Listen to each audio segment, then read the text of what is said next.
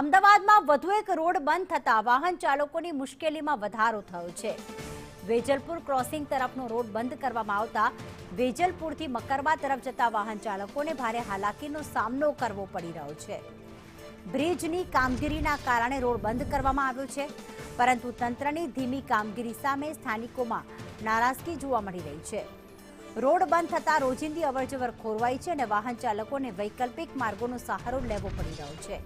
ત્યારે સવાલ એ થાય છે કે બ્રિજની કામગીરી ક્યારે પૂર્ણ થશે અને લોકોને ક્યારે રાહત મળશે। જવાનો આ રસ્તો છે અને આજે 8 દિવસ થઈ ગયા આ રસ્તો બંધ છે, એટલે હેરાનગતિ બહુ થાય છે। તો હવે ઝડપથી આ રસ્તો ખોલવાની આગ્રહ રાખીએ છીએ અમે। વરસાદના કારણે કે બીજા કોઈ કારણસર બંધ કર્યો છે રસ્તો એ ખ્યાલ નથી, પણ અમને બહુ હેરાનગતિ થાય છે। અમારે આખું ફરીને જવું પડે છે રોજે। આ રસ્તો અમારે જવા માટે સીધો છે, તો આખું અમારે ગોળ ચક્ર ફરીને જવું પડે છે, એટલે અમને બહુ હેરાનગતિ થાય છે। હેરાનગતિ થાય છે વધારે પડતી।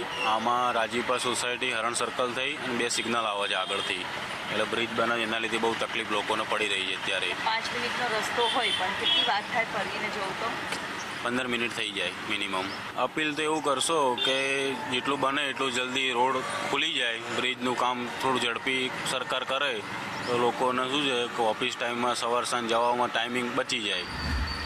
અમદાવાદના વેજલપુરમાં બ્રિજની કામગીરી અંતર્ગત એક તરફનો માર્ગ બંધ કરવામાં આવ્યો છે। વેજલપુર ક્રોસિંગ પાસેનો જે રોડ બંધ કરવાના કારણે વાહન ચાલકો સ્થાનિકો પરેશાન થઈ રહ્યા છે અને ઝડપી આ કામગીરી કરવામાં આવે તેવી માંગ પણ કરવામાં આવી રહી છે। વેજલપુર ક્રોસિંગ રોડ બ્રિજની કામગીરીના લીધે બંધ થતાં વાહન ચાલકોને ભારે હાલાકીનો સામનો કરવાનો વારો આવે છે। જે માત્ર 5 મિનિટનો રસ્તો હોય, પરંતુ ડાયવર્ઝનના કારણે દૂર દૂર સુધી ફરીને જવું પડે છે અને એના જ કારણે લોકો પણ ત્રાહિમામ પોકારી ગયા છે। લોકો હાલાકી ભોગવતા પણ નજરે છે તે પડી રહ્યા છે અને વારંવાર આ પ્રકારે કામગીરી શરૂ થતી નથી અને રોડ બંધ કરી દેવામાં આવે છે, જેને લઈને તંત્ર સામે પણ લોકોમાં ભારે રોષ જોવા મળી રહ્યો છે। કેમેરામેન પુખરાજ શર્મા સાથે દિવ્યા ચૌહાણ।